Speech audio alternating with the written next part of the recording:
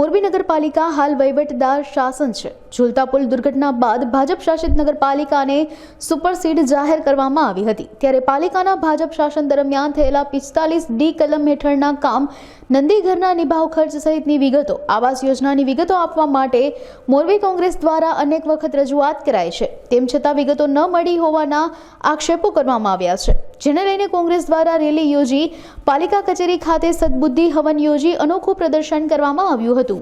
આજે મોરબી નગરપાલિકાના પટાંગણમાં સદબુદ્ધિ હવનનું આયોજન કોંગ્રેસ પક્ષ દ્વારા કરવામાં આવ્યું હતું।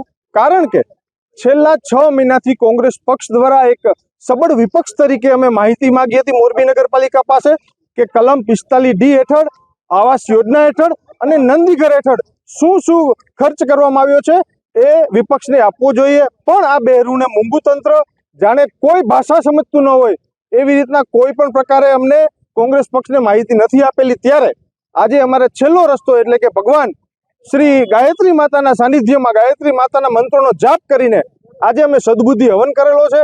જો હજુ પણ સદબુદ્ધિ આવે અને મોરબીના લાખો લોકોએ ચૂકવેલા કરોડો રૂપિયાના ટેક્સનો હિસાબ આપે તો આની અંદર ઘણો મોટો ભ્રષ્ટાચાર છે એ દેખાઈ આવે એમ છે।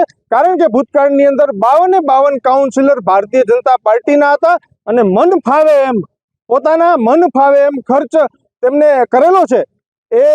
આ 3 વસ્તુનો હિસાબ આપવામાં આવશે તો ચોક્કસ આગામી દિવસોમાં બહુ મોટો ભ્રષ્ટાચાર વિપક્ષ ખુલ્લો પાડશે।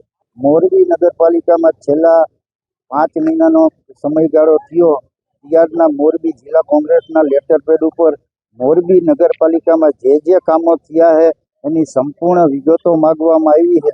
પણ આ વિગતો મોરબી નગરપાલિકાના વહીવટદાર કે ચીફ ઓફિસર દેવામાં શું કારણથી વિપક્ષને આ માહિતી પૂરી પાડતા નથી। એટલે ક્યાંક ને ક્યાંક 45D હેઠળ હોય કે નંદીઘર હોય કે મુખ્યમંત્રી આવાસ યોજના હોય કે ભૂગર્ભ ગટરની જે યોજના, મોરબીની પ્રજાએ જે કરોડો રૂપિયાનો ટેક્સ ભર્યો છે, વિપક્ષ તરીકે અમારી જવાબદારી આવે છે કે સત્તાધીશોએ શું કયા કામમાં કેટલા રૂપિયાનો વાપર્યા છે એના માટેની અમે વિગત માંગી છે। પણ આ વિગત આપવામાં આજની તારીખ સુધી આપી નથી। એટલે મોરબી જિલ્લા કોંગ્રેસ કાર્યાલયની તમામ ટીમે મોરબી નગરપાલિકાના પટાંગણમાં ગાયત્રી યજ્ઞ કરી અને મોરબી નગરપાલિકામાં જે સત્તાધીશો બેઠા છે એને સદબુદ્ધિ આપે।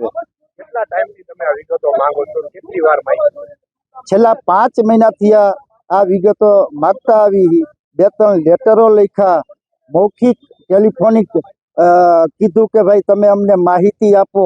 પણ આ લોકો ક્યાંક ને ક્યાંક ભાજપના નેતાઓ આવીને સંડવાયેલા હશે આ કૌભાંડમાં, એટલે અમને વિગતો આપવામાં શરમાય છે। કા રેકર્ડ ગુમ થઈ ગયું હશે, એમની પાસે રેકર્ડ નથી હોય, એટલે શું કારણથી નથી આપતા એ તો હવે ચીફ ઓફિસરને આપ લોકો જઈને પૂછો તો ખ્યાલ આવે કે ભાઈ શું કરવા નથી આપતા એમ।